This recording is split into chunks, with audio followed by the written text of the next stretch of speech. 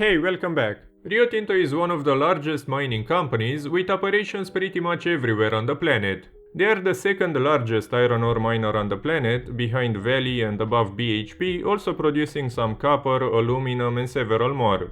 As you are about to see, despite being relatively volatile, which is normal for a commodity company, this can be a very good dividend stock to consider. They can produce an average around 10 billion, with the average of the past 5 years being 10.6 billion. Last year they made 7.7 billion, most of which went into the dividend, which isn't that great. The cash flow is lower because capex went up a bit, and due to the lower commodity prices they also made less money. For a market cap of 100 billion, this is basically at 10 times the cash flow from an average year, which is, I'd say, in the fair value range. The company has 21.5 billion in current assets, which is enough to cover the current liabilities, and overall the total assets are well above the total liabilities. So they are okay from a financial point of view, and the maturities of the debt shouldn't be an issue. However, it's also important to know that a third of the company's liabilities is in provisions, but I'll mention more about this in a bit.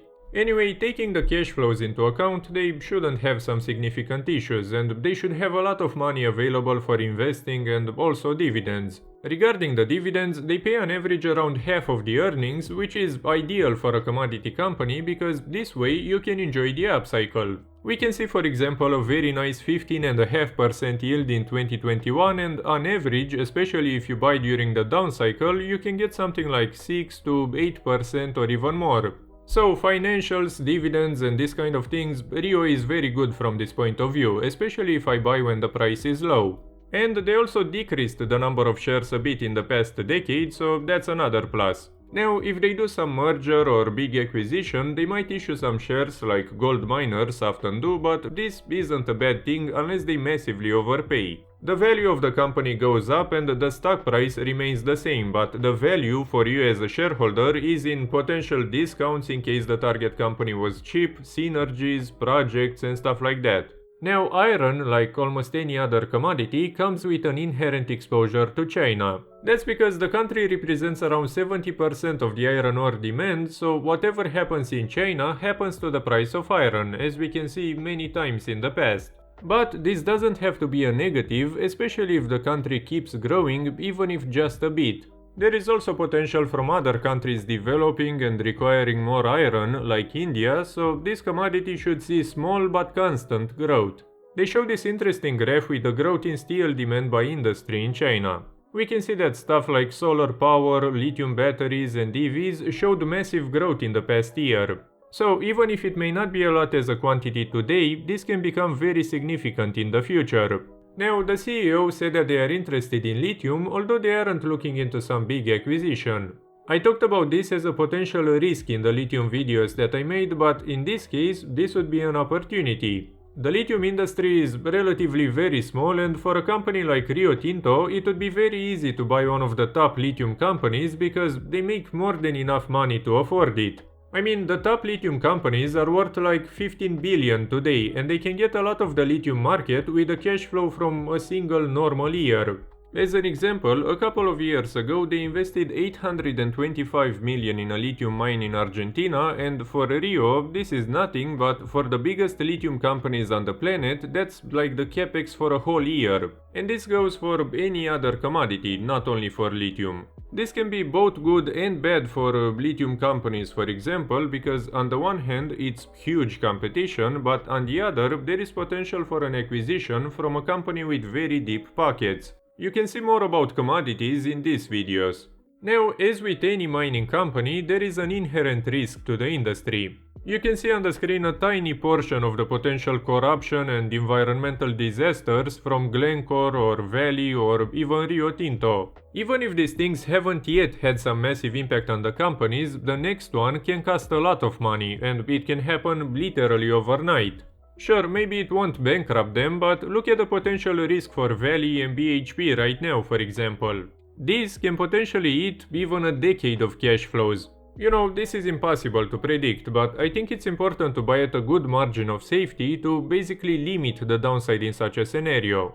I'd say this is very simple to value. What's very good is that we know pretty well how much the company can make in various stages of the cycle, although keep in mind that I'm just doing some rough estimations and you can never predict this stuff. In a bad scenario, during the lower half of the cycle, they can produce around 5 billion per year. For a price to free cash flow ratio of 10, that's a market cap of 50 billion for a price of 30.5. That's basically a 50% drop, which is reasonable for a commodity stock. However, that would be a really good time to buy in my opinion, because that would be the equivalent of a 12 to 16% dividend today on average. In a second scenario, let's say they make the average 10 billion and the market is trading them at 10 times that amount. That's a market cap of 100 billion for a price of 61, so you gain basically nothing but the dividend. So currently they are a bit more expensive than in this scenario because they make less than 10 billion, but the current price is pretty much the average of the past half a decade. In a good scenario, let's say they manage to make 17.5 billion, assuming some higher capex but also better production. For a ratio of 10, that's a market cap of 175 billion for a price of 107. This is basically a 2x with a dividend and it's pretty close to the high from 2021.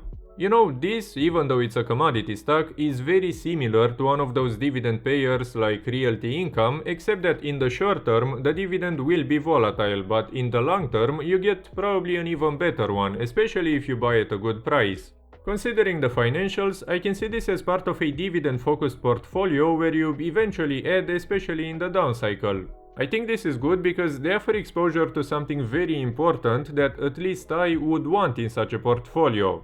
But you know, for me, commodity stocks are not something that you just buy at any time. There are amazing times to do it, usually when the market doesn't want them, and very bad ones when, ironically, the market really likes them. I'd say that for me, a good price would be maybe something around the mid-40s, basically getting the equivalent of a 10% dividend yield on cost on average, plus the potential for a 2x. Overall, Rio Tinto is quite a good and very profitable business with nice financials and a good dividend. It's currently not a buy in my opinion, but if we get into a scenario that would make the price of iron fall, this would be one of my picks from the industry, together probably with Vale.